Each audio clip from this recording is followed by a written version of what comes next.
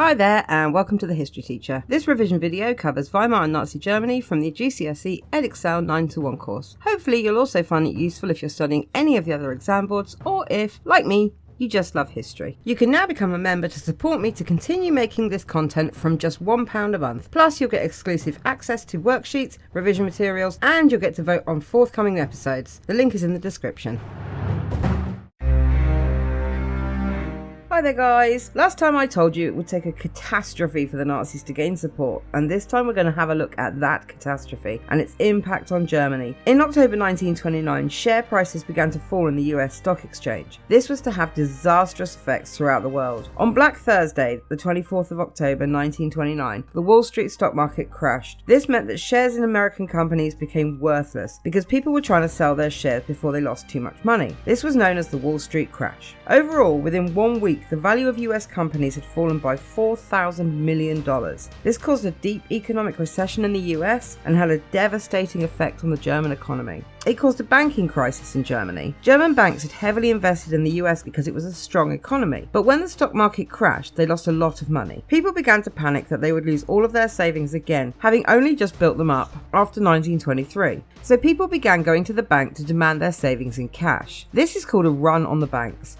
Many German banks ran out of cash. Some of the banks went bust. To try and get some cash back, the banks called in loans from German industries, causing the industries to cut back on production, sack workers, and in some cases go bankrupt. The US also began to demand repayment of the loans agreed in the Dawes Plan in 1924, which the government could not pay. As a result, the German economy collapsed. Stresemann had been right. He said that Germany was dancing on a volcano, and the volcano had just erupted. The economic collapse led to vast unemployment, which led to further economic hardship. The German industries who had been forced to pay back the loans were now forced to make workers unemployed to be able to keep their businesses open. To make matters worse, the effects of the Wall Street crash had affected other countries in Europe in a similar way to Germany, and the trading of goods abroad fell sharply. Because German industries could not sell their goods abroad, they lost even more money, meaning that they made even more people unemployed. As people lost their income, they had to make savings in their budgets, so people stopped buying as much, which meant that industries lost more money, meaning that more got made unemployed. The whole situation was a vicious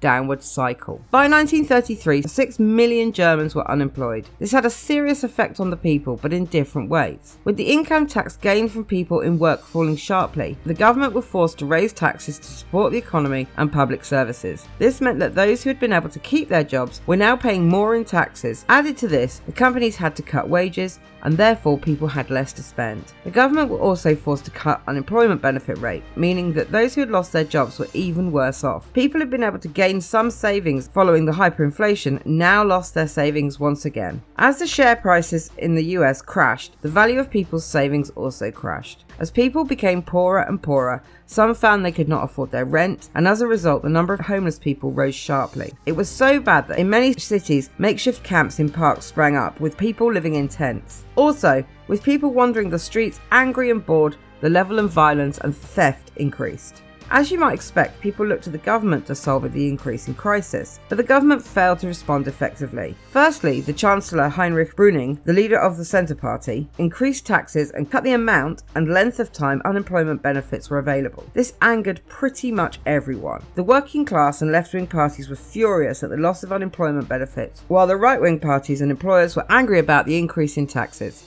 The coalition with the Social Democrats collapsed when they refused to support Brüning's recommendations. The policies were rejected by the Reichstag, and the various parties were unwilling to work together, and democracy essentially collapsed. The Reichstag met only 94 times in 1930, only 41 times in 1931, and only 13 times in 1932. As a result, Brüning was unable to get anything done, so he invoked Article 48, which you will remember allowed him to bypass the Reichstag and pass emergency laws. He relied on this increasingly, but since the causes of the crisis were out of the hands of the government, he was powerless to do anything. Brüning resigned in May 1932. Okay, that's everything you need to know about the Wall Street crash and its effects on German society and government. A quick word from my other half now, and I will see you next time.